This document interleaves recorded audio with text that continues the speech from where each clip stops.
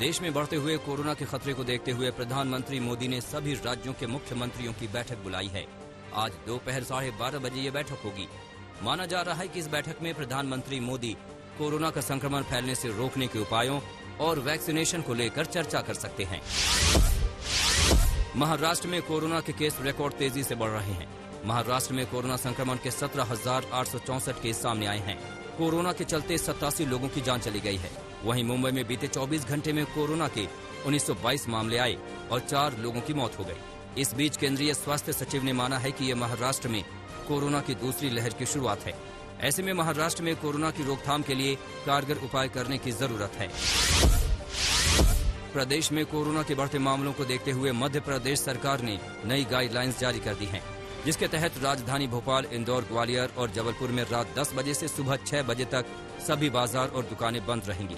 इसके साथ प्रदेश के 10 जिलों में होली के जुलूस मेले के आयोजन पर भी पूरी तरह से रोक लगा दी गई है। कोरोना के केस आने के बाद मध्य प्रदेश विधानसभा के सत्र को अनिश्चित काल के लिए स्थगित कर दिया गया है। गुजरात के 4 बड़े शहरों में कोरोना संक्रमण फिर से बढ़ रहा है। अहमदाबाद, वडोदरा, राजकोट और सूरत में कोरोना के केस तेजी से बढ़ रहे हैं, जिसे देखते हुए सूरत के कोरोना प्रभावित इलाकों में सिटी बस सेवा पर रोक लगा दी गई है। इसके साथ स्टेट ट्रांसपोर्ट की बसों की रात 10 बजे के बाद अहमदाबाद, सूरत, राजकोट और वडोदरा में एंट्री पर भी रोक लगा दी गई है।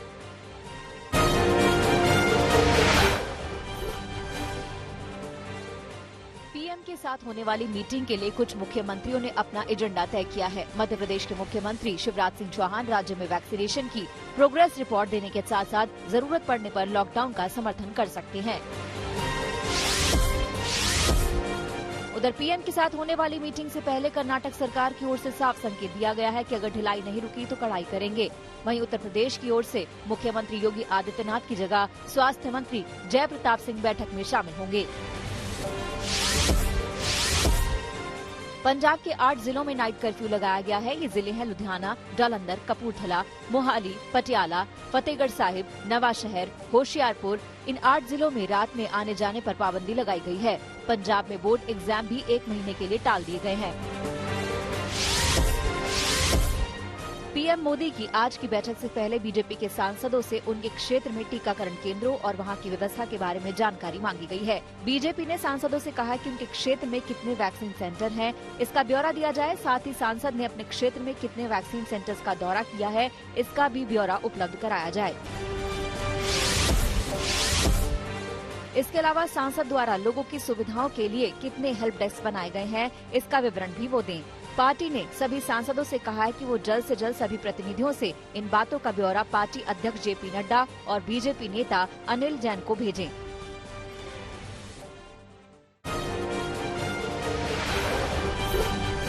आज टीएमसी अपना घोषणा पत्र जारी करेगी। घोषणा पत्र के ऐलान से पहले चुनाव आयोग सख्त नजर आ रहा है। निर्वाचन आयोग ने हर गरीब के घर तक मुफ्त राशन पहुंचाने की योजना के ऐलान को लेकर पुरुलिया के जिला निर्वाचन अधिकारी से रिपोर्ट तलब की है। आयोग ने इस मामले में स्वतः संज्ञान लेते हुए पुरुलिया के डीएम से ममता के चुनावी सभा में इस ऐलान की अनएडिटेड वीडियोग्राफी मांगी है। पश्चिम बंगाल में आज बीजेपी चुनाव समिति की बैठक है, जहां बीजेपी बंगाल में बची हुई सीटों को लेकर प्रत्याशियों पर चर्चा करेगी। कल शाम बीजेपी बंगाल के नेता दिल्ली पहुंचे। इस बैठक से पहले सुबह 11 बजे बंगाल बीजेपी की कोर ग्रुप की बैठक अमित शाह और जेपी नड्डा के साथ की जाएगी। पश्चिम बंगाल में बीजेपी के प्रचार अभियान में शामिल बस में तोड़फोड़ की घटना सामने आई है। अभिषेक बनर्जी की पुरुलिया में रैली के बाद ये घटना हुई, जिसके बाद भारी पुलिस बल तैनात करना पड़ा। बीजेपी ने इस घटना के लिए टीएमसी को जिम्मेदार ठहराया है, जबकि टीएमसी ने बीजेपी के इन आरोपों को खारिज किया है। ईडी ने कोयला और मवेशियों की तस्करी के मामले में टीएमसी नेता विनय मिश्रा के भाई को गिरफ्तार किया है। विनय मिश्रा के भाई की गिरफ्तारी दिल्ली से हुई, जिसे 6 दिन की ईडी की हिरासत में भेज दिया गया है। विनय मिश्रा को पश्चिम बंगाल के मुख्यमंत्री और ममता बनर्जी के भतीजे अभिषेक बनर्जी का करीबी माना जाता है। इससे पहले विनय मिश्रा के भाई विजय मिश्रा के खिलाफ सीबीआई ने मवेशी तस्करी के मामले में लुकआउट नोटिस जारी किया था। बीजेपी में कई नेताओं का टिकट कटने को लेकर हंगामा जारी है। कल कोलकाता में बीजेपी के कार्यकर्ताओं ने जमकर हंगामा किया, जहां बीजेपी के कार्यकर्ताओं में आपस में धक्का मुक्की हो गई। ये कार्यकर्ता टीएमसी से आए बीजेपी में शामिल हुए नेताओं को टिकट मिलने से नाराज था, जिन्होंने बंगाल में बीजेपी के कुछ बड़े नेताओं पर पैसा लेकर टिकट देने का आरोप लगाया। पश्चिम बंगाल के बीरभूम में बीजेपी नेता का शव मिलने से तनाव फैल गया। बीजेपी ने टीएमसी पर हत्या करने का आरोप लगाया है। बीजेपी ने पश्चिम बंगाल के ट्विटर अकाउंट पर टीएमसी पर निशाना साधा। वहीं पुलिस मामले की जांच कर रही है। एनसीपी सुप्रीमो शरद पवार ने तीसरे मोर्चे के संकेत दिए हैं। पवार ने कहा कि इसे लेकर अलग अलग दलों से बातचीत चल रही है। सीताराम येचुरी ने भी इसकी वकालत की है। हालांकि पवार ने साफ किया कि अभी तीसरे मोर्चे के फॉर्मेट को आकार नहीं दिया गया है। केरल विधानसभा चुनाव में टिकट बंटवारे से खफा होकर कांग्रेस छोड़ने वाले वरिष्ठ नेता पीसी चाको ने नए सियासी सफर की शुरुआत कर दी है। पीसी चाको एनसीपी में शामिल हो गए हैं। चाको ने शरद पवार की मौजूदगी में कांग्रेस नेतृत्व की जमकर आलोचना की। चुनाव आयोग ने 12 राज्यों में 14 विधानसभा सीटों पर उपचुनाव का ऐलान कर दिया है। इसके साथ ही कर्नाटक और आंध्र प्रदेश में लोकसभा की एक-एक सीट पर भी चुनाव होंगे। सभी जगह 17 अप्रैल को वोटिंग होगी और 15 दिन बाद 2 मई को नतीजे आएंगे। जिन विधानसभा सीटों पर उपचुनाव होने हैं उनमें राजस्थान के 3 और मध्य प्रदेश की 1 सीट शामिल है। पंजाब में चुनाव से पहले सिद्धू और कैप्टन अमरिंदर के बीच मतभेद खत्म कराने की कोशिश की जा रही है। इस दिशा में आगे बढ़ते हुए लंच डिप्लोमेसी का दांव खेला गया है। आज मुख्यमंत्री कैप्टन अमरिंदर सिंह ने सिद्धू को लंच पर बुलाया है। ये लंच कैप्टन के सिसवा फार्म हाउस में होगा। इस मुलाकात में पंजाब कांग्रेस में सिद्धू के भविष्य पर फैसला हो सकता है। पार्टी में सिद्धू की सक्रियता और उनकी भूमिका को लेकर बातचीत हो सकती है। एनसीटी बिल को लेकर दिल्ली सरकार और केंद्र में घमासान जारी है। अब इस लड़ाई को संसद से सड़क तक ले जाने के लिए आम आदमी पार्टी ने ऐलान कर दिया है। केंद्र के इस बिल के खिलाफ आज आम आदमी पार्टी जंतर मंतर पर प्रदर्शन करेगी। प्रदर्शन में पार्टी कार्यकर्ता, विधायक, पार्षद, सांसद, मंत्रियों समेत खुद मुख्यमंत्री अरविंद केजरीवाल भी शामिल होंगे।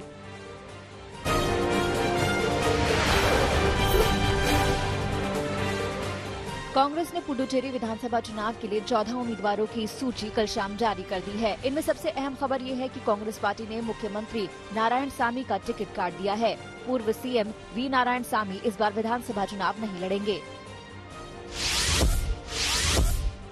अपने खाते की बची एक सीट पर कांग्रेस के उम्मीदवार का ऐलान बाकी रह गया है। सूत्रों के मुताबिक जनता और कांग्रेस की लोकल लीडरशिप की नाराजगी की वजह से कांग्रेस आलाकमान ने पुडुचेरी के मुख्यमंत्री नारायणसामी का टिकट काटा है। मुंबई की विशेष सीबीआई अदालत ने अंडरवर्ल्ड डॉन छोटा राजन को कत्ल की कोशिश के एक मामले में 10 साल की कैद की सजा सुनाई है। 2013 में एक सट्टेबाज अजय गोसलिया को मारने की कोशिश के लिए सजा सुनाई गई है।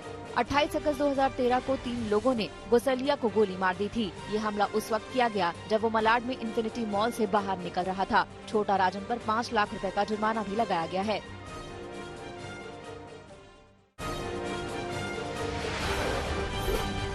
गया में सुरक्षा बलों को बड़ी कामयाबी मिली है। यहां डुमरिया थाना क्षेत्र के कोकना के जंगलों में पुलिसकर्मी और नक्सलियों के बीच मुठभेड़ हो गई, जिसमें पुलिसकर्मियों ने 4 नक्सलियों को ढेर कर दिया। स्थानीय पुलिस के साथ इस ऑपरेशन में सीआरपीएफ की 159 बटालियन और कोबरा 205 बटालियन भी शामिल थी। सुरक्षा बलों ने नक्सलियों के पास से अत्याधुनिक हथियार बरामद किए हैं। बिहार में अपराधियों के हौसले बुलंद हैं। अपराधी आए दिन हत्या, लूट जैसी घटनाओं को अंजाम दे रहे हैं। ताजा मामला सूबे के मोतिहारी जिले का है, जहां मंगलवार को अपराधियों ने दिन दहाड़े दुकान में घुसकर पैक्स अध्यक्ष को गोली मार दी। गोलीबारी के बाद उन्हें आनन फानन में इलाज के लिए अस्पताल ले जाया गया, लेकिन रास्ते में ही उनकी मौत हो गई। हत्या के बाद लोगों का आक्रोश फूट पड़ा और लोगों ने जमकर हंगामा काटा, जिसमें कई पुलिसकर्मी भी घायल हुए हैं। मुंबई के गोरेगांव पूर्व में भयानक आग की तस्वीरें सामने आई हैं। बताया जा रहा है कि ये आग एक कचरे के गोदाम में लगी। जानकारी के मुताबिक यहां एक सिलेंडर विस्फोट भी हुआ था। आग की लपटें और धुआं देखकर अंदाजा लगाना मुश्किल है कि आग कितनी भयानक है। आग की सूचना पर फायर ब्रिगेड की 5 गाड़ियां मौके पर पहुंची। फिलहाल आग को फैलने से रोक लिया गया है। मध्य प्रदेश के रायसेन में करनी सेना के जिलाध्यक्ष शिवराज सिंह राजपूत उर्फ शिवा की गोली मारकर हत्या कर दी गई। बताया जा रहा है कि राघवेंद्र राजपूत नाम के शख्स ने शिवराज को गोली मारी। जानकारी के मुताबिक दोनों आपस में दोस्त भी थे और रिश्तेदार भी। पुलिस के मुताबिक आरोपी ने घर जाकर शिवा को गोली मारी और फरार हो गया। शिवा को भोपाल इलाज के लिए ले जाया जा रहा था, मगर उसने रास्ते में ही दम तोड़ दिया। पुलिस अब आरोपी की तलाश में जुट गई है। अजमेर पुलिस ने 6 साल की मासूम से रेप करने वाले आरोपी को 24 घंटे के भीतर गिरफ्तार कर लिया। पुलिस के मुताबिक आरोपी ने अकेली बच्ची के साथ ये घिनौनी हरकत की। पुलिस ने आरोपी को गिरफ्तार कर जेल भेज दिया है। पुलिस की माने तो जल्द से जल्द आरोपी को सजा दिलाने की कोशिश की जाएगी।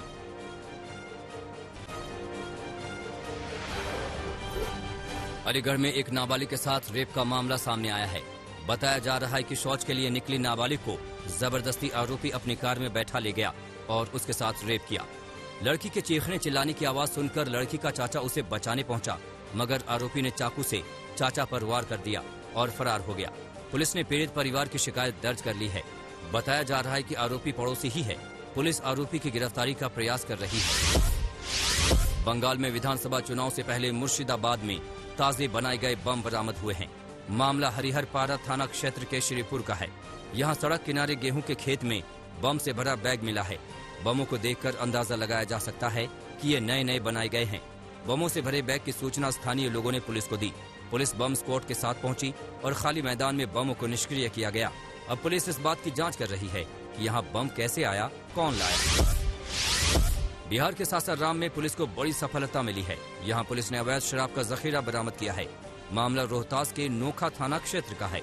पुलिस ने सूचना के आधार पर एक होटल के पास खड़ी पिकअप वैन में छापेमारी की तो अवैध शराब के 353 कार्टन बरामद हुए। इन कार्टन में करीब 450 लीटर शराब थी। पुलिस ने इतनी शराब के साथ एक शराब तस्कर को गिरफ्तार किया है और पिकअप वैन जब्त करके आगे की कार्रवाई में जुट गई है। प्रयागराज में 11वीं में पढ़ने वाले एक छात्र का अपहरण करने की कोशिश हुई। बताया जा रहा है कि कुछ लड़कों ने नाबालिग को अपनी क्रेटा कार में जबरदस्ती अंदर डाला और कार के भीतर उसकी जमकर पिटाई की। आरोपी लड़के का अपहरण करना चाहते थे, मगर पुलिस की सजगता और नाकेबंदी से डरकर आरोपियों ने लड़के को सड़क पर फेंका और फरार हो गए। पुलिस की माने तो पीड़ित किसी लड़की से बातचीत करता था, जिससे पिटाई करने वाले लड़के नाराज थे। इस मामले में पुलिस ने एक आरोपी को गिरफ्तार कर लिया है। बिहार के बेगूसराय में दिल दहला देने वाला वाकया सामने आया है। यहाँ छेड़खानी का विरोध करने पर आरोपी ने लड़की की मां और पिता और भाई पर तेजाब फेंक दिया। तेजाब फेंकते वक्त एसिड आरोपी के ऊपर भी गिरा। इस तेजाब कांड में पीड़िता के साथ आरोपी भी झुलस गया। फिलहाल चारों अस्पताल में है। परिजनों ने आरोप लगाया है कि आरोपी लड़की से लगातार छेड़खानी कर रहा था।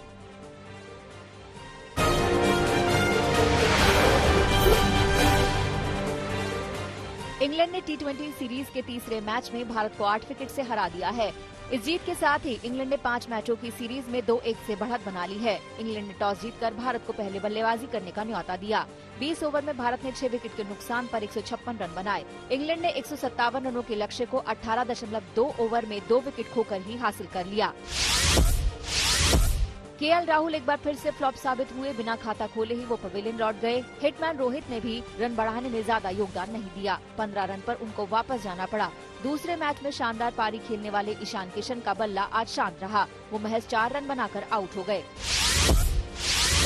64 रन पर टीम इंडिया के टॉप 4 बल्लेबाज पवेलियन लौट चुके थे। फिर दूसरे छोर पर खड़े कप्तान कोहली विकेट पर अड़ गए। बड़े मैदान में उन्होंने बड़े शॉट्स खेलना शुरू किया तो रनों को कुछ रफ्तार मिली, कभी चौके की मदद से तो कभी सिक्सर के सहारे।